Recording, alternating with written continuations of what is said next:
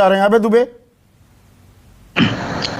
संदीप चौधरी जी, पहले तो मैं ये बताना चाहता हूँ कि इसी इकोनॉमिक सर्वे में जिसमें सुब्रमण्यम साहब ने ये यूनिवर्सल बेसिक स्कीम की बात की, जो आज़ादी के समय भारत की निर्धनता 70% थी, पॉवर्टी 70% थी, उसको जनवरी 2014 तक भारत ने कम करके 20% पर ले आए। इसीलिए राहुल गांधी जी ने कहा था कि अंतिम पंक्ति में खड़े हुए 5 करोड़ परिवार, 20 करोड़ लोगों को हम न्याय देना चाहते हैं, 6,000 रुपए प्रति माह हम देना चाहते हैं। अब इस रिपोर्ट पर मैं थोड़ा सा प्रकाश डालना चाहता हूं। मैं अन्याय करूंगा देश की जनता के साथ अगर मैं इसमें भारतीय जनता पार्टी शासित सरकार की समालोचना न करूं। वो ये रिपोर्ट कहती कि टॉप 10%, ये वेजेस की बात है, देश के लोग ध्यान दें, जो संदीप चौधरी जी ने कहा है कि ये वेतन का प्रश्न है, तो वो कह रहे हैं कि टॉप 10% के पास कुल वेतन का 35% हिस्सा चला जाता है और टॉप जो 1% है उसकी आमदनी बॉटम 10% से वेतन की 3 गुना अधिक है। वो कहता है बॉटम 50% की ग्रोथ 3.9% है सैलरी की और टॉप 10% की 8.1% है। वो कहते हैं टॉप 1% की 15% से वृद्धि हो रही है और बॉटम 10% की लगातार -1% से वेतन घटाया जा रहा है। एक बहुत बड़ा और बात उन्होंने कही है, उन्होंने कहा है कि इस हिंदुस्तान के वो ये बता रही है कि जो हेल्थ का एस्पेक्ट है, लोगों में इतनी गंभीर बीमारियों से पूरे के पूरे परिवार तबाह हो जाते हैं। वो बताते 85.9% लोग ग्रामीण भारत में किसी भी हेल्थ स्कीम का के दायरे के भीतर नहीं आते हैं। फाइनेंशियल एस्पेक्ट्स में वो बात कर रहे हैं और 80% भारत के लोग, वो ये कहती है कि जो न्यूट्रिशनल सिक्योरिटी है has been one of the biggest challenge facing India's health system. उसके साथ वो कहते हैं न्यूट्रिशनल पॉवर्टी के साथ हेल्थ इमरजेंसी के हालात हैं। 2015-16 में जो नेशनल फैमिली हेल्थ सर्वे की रिपोर्ट आई थी, उसके बाद 19 से 21 के बीच की जो रिपोर्ट आई है, उसमें भारत में जो खून की कमी के शिकार 5 साल और उससे छोटे बच्चे हैं वो 58.6% से बढ़कर 67.1% हो गए। आप पूरे डेटा क्रंचर हो गए हैं अबे दुबे। बीच में रोक रहा हूं क्योंकि डेटा तो अंतहीन होता है।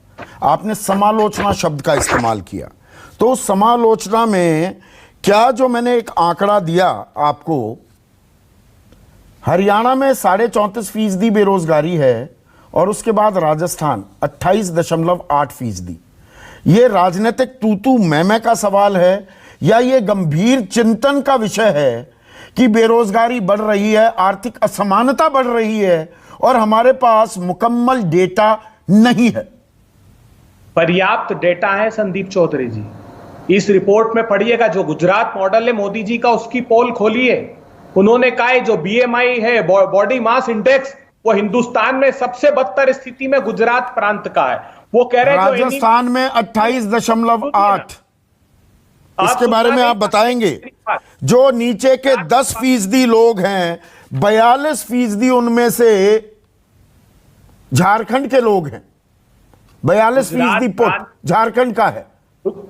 गुजरात प्रांत में जो एनीमिया की स्थिति, एनीमिक है लड़कियां, वो 79.7%। आप कल्पना करिए क्या हालात है।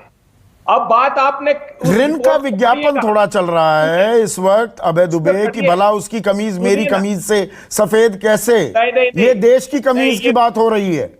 ये देश की कमीज पर जो दाग लगे हैं ना संदीप चौधरी जी, उसका जिक्र करना जरूरी है। क्या कहा था दावोस में? और दावोस में जो रिपोर्ट रखी गई थी 17 में, तब भी हमने प्रधानमंत्री को कहा था कि 1% हिंदुस्तान के अमीरों के पास 77% भारत की संपदा जो 1 साल में अर्जित की थी वो चली गई।